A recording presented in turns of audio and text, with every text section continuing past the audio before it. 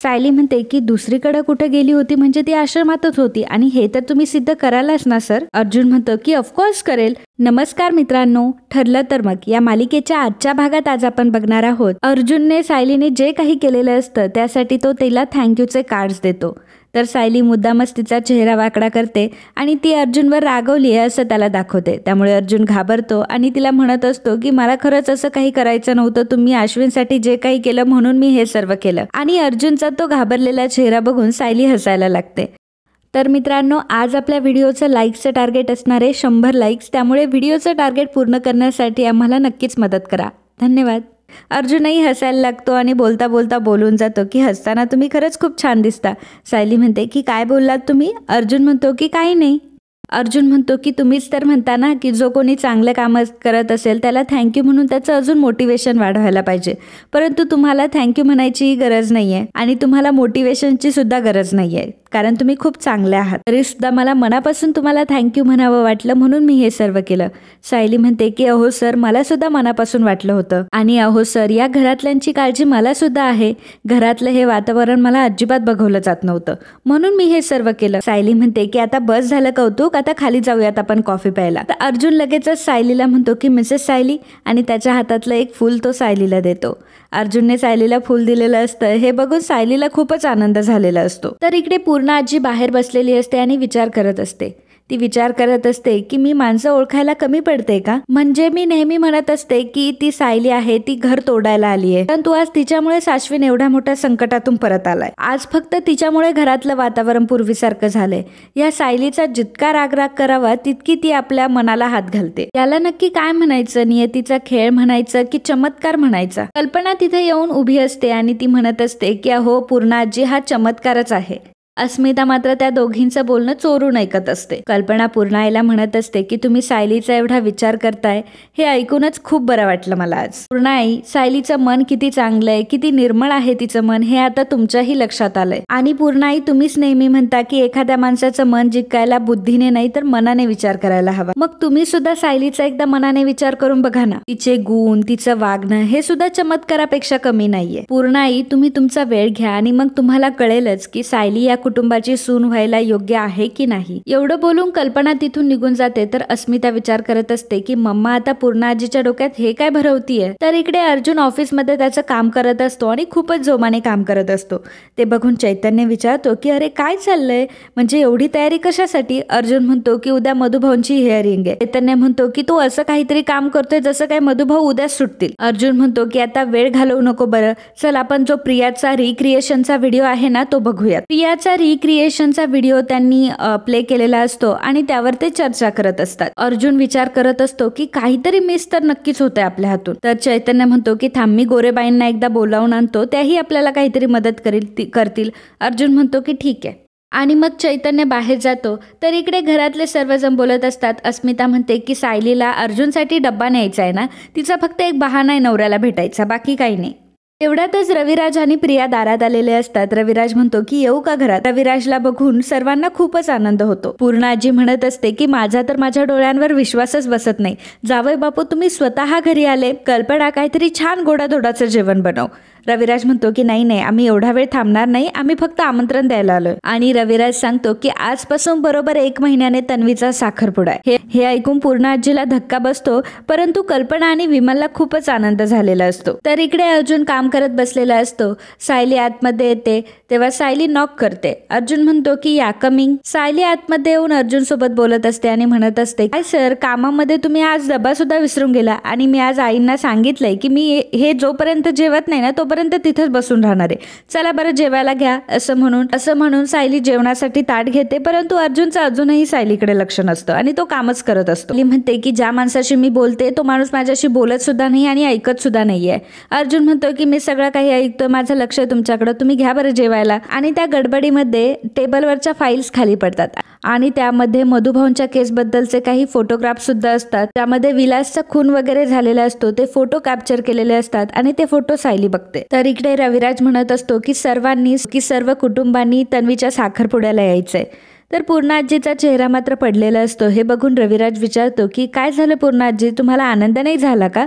पूर्णाजी म्हणते की खरं तर मला आनंद तेव्हा होणार होता जेव्हा तन्वी माझ्या घरात नाचसून म्हणून येणार होती, परंतु आज मला तन्वीच्या साखरपुड्याचं आमंत्रण स्वीकारावं लागतंय. आता यापुढे सुभेदार आणि किल्लेदार ही माणसं कधीच एकमेकांशी जोडली जाणार नाही. रविराज म्हणतो की परंतु या गोष्टीला सुद्धा आपलीच माणसं जबाबदार आहेत ना, आणि जर असेल तर ज्या दिवशी अर्जुन त्या मुलीच्या गळ्यामध्ये हार घालून इथं आला होता त्या दिवसापासूनच सुरुवात करावी लागेल. करायची का सुरुवात? त्यावर कल्पना म्हणते की नाही नको भाऊजी, शेवटी नियतीच्या मनात जे काही असणार तेच होणार आणि तुम्ही तन्वीसाठी एकदम छान मुलगा निवडला असणार यात काही शंकाच नाही. स्मिता विचारते की मुलगा कोण आहे? रविराज म्हणतो की विपुल देखणा आहे, हुशार आहे आणि सर्वात महत्वाचं म्हणजे खूप सच्चा आहे आणि तन्वीची सुद्धा खूप काळजी घेईल. तो तिला कधीही दुखावणार नाही. तर इकडे अर्जुन प्रिया तो रिक्रिएटेड व्हिडिओ बघत असतो आणि त्यामध्ये प्रिया म्हटलेली असते की मधुभाऊंच्या उजव्या हातात पिस्तूल होती आणि त्यांनी विलास काकावर पिस्तूल रोखलं होतं.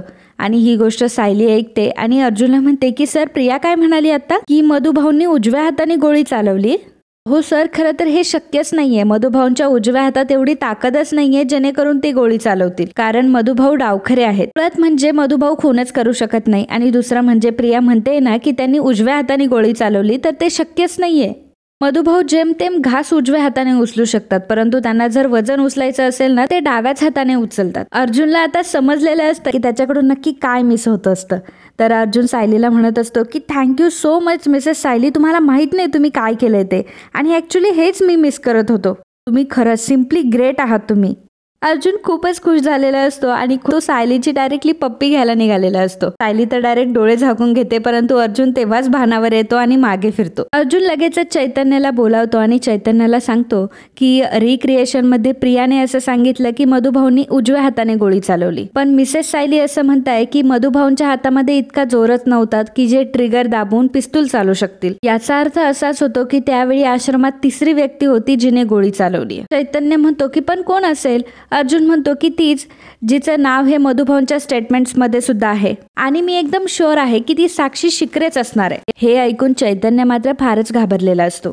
चैतन्य म्हणतो की परंतु साक्षीने आधीच सांगितलंय की ज्या रात्री मर्डर झाला तेव्हा ती तिच्या फ्रेंड सोबत होती आणि ती तर असं कधी करू शकत नाही. अर्जुन म्हणतो की तू काय पहिल्यांदा गुन्हेगारांना बघतोय का आणि तू तिला काय एवढा डिफेंड करतोय? तेव्हा चैतन्य म्हणतो की नाही आपण एकदा प्रियाचं स्टेटमेंट पुन्हा एकदा बघूयात का? सायली म्हणते की सर आपण त्याआधी जेवून घेऊयात का? अर्जुन म्हणतो की 1 मिनिट आणि लगेचच बाहेर निघतो. सायली म्हणते की आता सर कुठे गेले असतील? चैतन्य मात्र मनामध्ये विचार करत असतो की अर्जुनच्या डोक्यात नक्की काय सुरू आहे.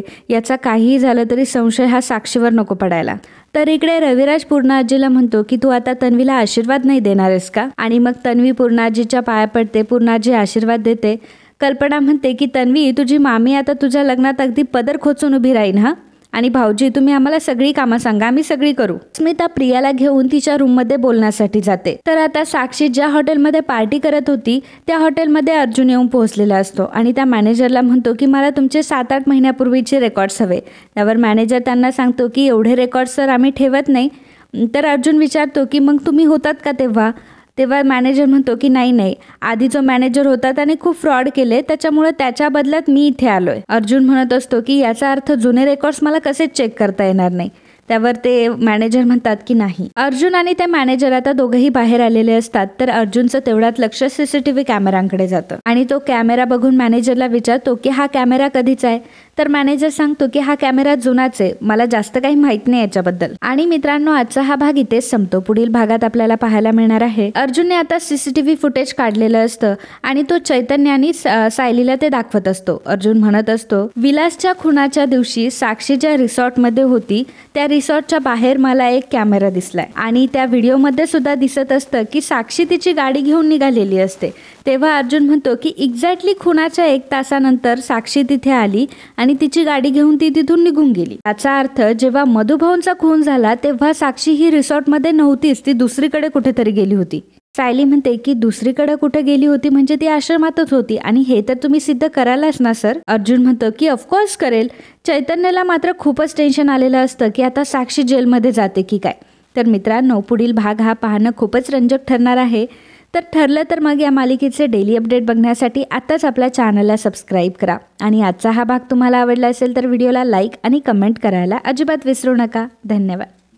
नमस्कार मंडळी, कालच्या भागात कमेंट करणारे आपले दर्शक होते रेश्मा भगत, स्वामिनी काते, तेजल नीलम, पूजा चौधरी, शिल्पा सावंत, रोशन हजारे, दिनकर हुपारीकर, मोहन पेंडसे, मनोहर पेडणेकर, चित्रा फडणीस, सीमा नागरे, ज्योती जाधव, सुरेखा रानडे, रोशन हजारे, स्वाती, पवित्रा कांबले, समता सत्यवान प्रक्षाळे, वर्षा भारपडे, पुष्पा पावटे, भारती भोले, लता शिंदे, वैष्णवी पाटील या सर्वांनी व्हिडिओला कमेंट करून खरंच खूप छान प्रतिसाद दिला आणि खरंच तुमचा हा रिस्पॉन्स बघून किती आनंद होतो ना, हे तुम्हाला शब्दात नाही सांगू शकत.